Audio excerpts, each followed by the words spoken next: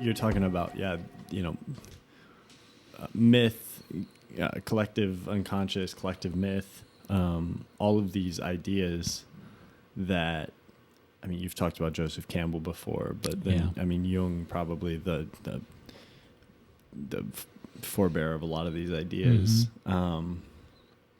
I mean, I think there's something to that in a way that a lot of people don't really comprehend right now.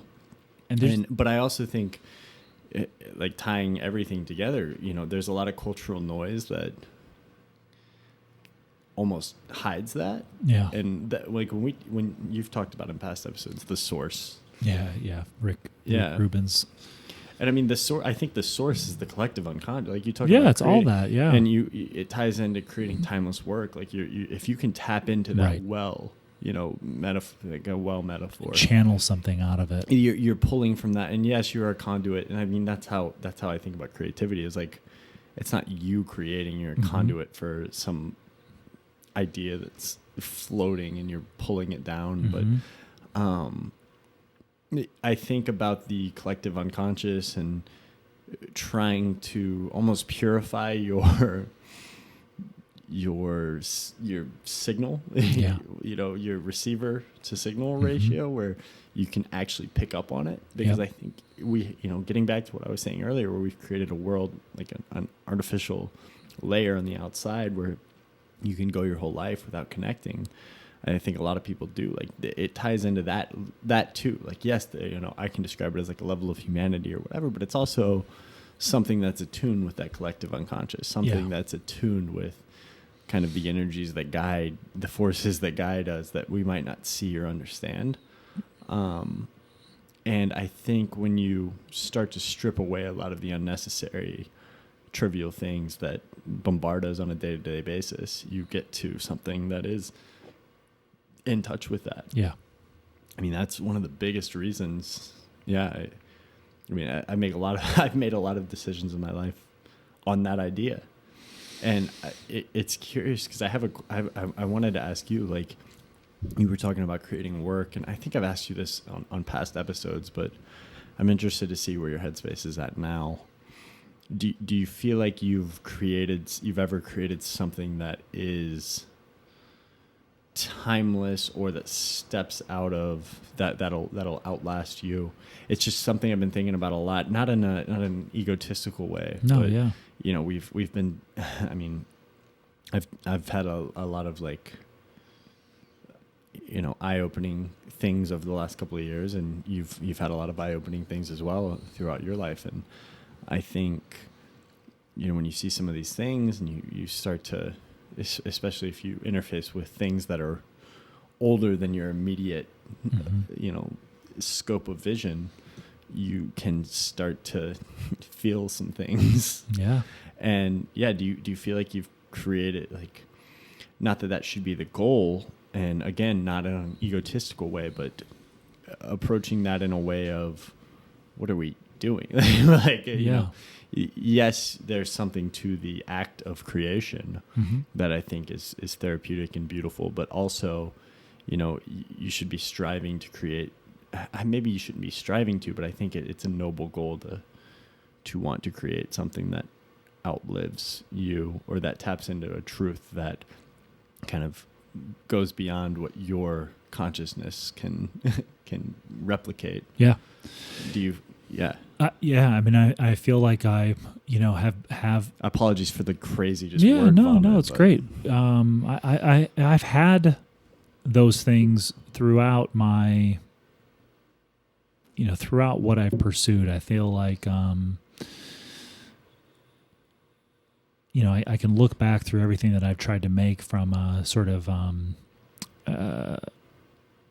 like, these are my experiences in the world and my connection to source, and I want to take all of that and translate it into something, a performance, a photograph, a script, a story, whatever it is.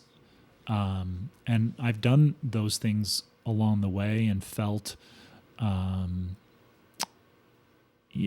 powerful connection with another actor, a real sort of truth and purity in something that that happened after surrendering to the making of the thing. Moment. Yeah, just the truth in the moment, and something where obviously like it wasn't presented to the entire world like in a movie or a play, but the people in the room might remember it, and that's not.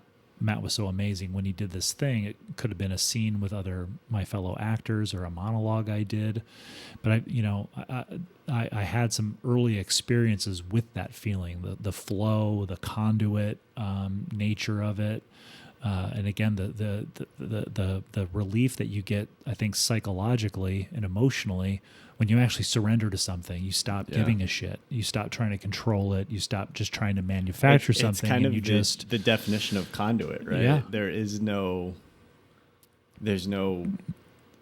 pretext to being like, if you're going to be if you're going to just be a vessel, then you have to kind of. And I have a couple screenplays that I wrote, and that doesn't mean that they're good or like. In a like a traditional, like if I entered it into the Nickel Fellowship and everybody would agree that this is both well crafted and something special because of the surrender that comes off the page, but then also the truth and purity of it, the conduit to the source, if you will. But I've written stuff where I didn't give a shit about like the bullshit rules, like, it has to be 105 pages long. You have to have an inciting incident at page 12, like all this kind of stuff. But, still wanted to embrace the craft of storytelling, whether it was, 3 or 4 act structure that we might have seen in movies from the 40s or 50s, all the way to, what's more commonly, 3 act structure. But not so far as to like the formulaic save the cat stuff where you're hitting all these markers at certain points of your movie. I think there's like a metaphysical reality to storytelling. Yeah. But there's also there's like the commercial save the cat. Yeah. Well, it's like what Bruce Springsteen says, like you've got the one side of a 45, like you have a container, you have a form, you have a construct that you adhere to. There's only so much you can do, and that's almost a blessing. Right, exactly. And then, obviously, going into photography and all that stuff, the way I do it, that to me is the way that I feel surrendered and connected all at the same time, to just be out in the world observing what's happening and to have a camera ready to go to capture a moment of truth and purity and whatever that I see, whether it's in inanimate objects and light, or it's in something human that's happening on a street, or the expression a person has on their face, or the pattern of colors. Like, how the hell are all of these colors, red and yellow, like in a perfect line in this alley, in the scene that I'm seeing, all that stuff. I think I just want to cut in for a second because it just connects to a quote I was reading in The Photographer's Eye by John Tchaikovsky. Yeah. And there's this quote that the eye sees a perception, the camera sees the truth. And that you can revisit. I read this earlier, like this morning. Yeah. But it's just this idea that you might be seeing something through the viewfinder of the camera with your perception. Yeah. But whatever is captured in the camera is in a way it's a truth that you can return to at any time, and then that'll teach you. That's going to teach you something that you may have not known when you took the picture. Yeah. It's going to transcend the perception. So it's just a beautiful connection to kind of what you just said. Yeah. You're out there and you're just observing. I mean, the camera is the perfect conduit in a way. I mean, you can try to contextualize an image, or you can try to create false context within an image, but the most you're going to do is kick that can down the road. Yeah. And of all the, work that I've made, whether it's a screenplay, a poem, if I took everything that I've ever made, even like, a performance in a play or whatever, if I took everything that I ever made and had to sort of and gravitated to one area of what I've made that to me is most connected to source and the conduit and all that, it would have to be the photography work. It had been a golden afternoon, and I remember having the familiar conviction that life was beginning over again with the summer and summer.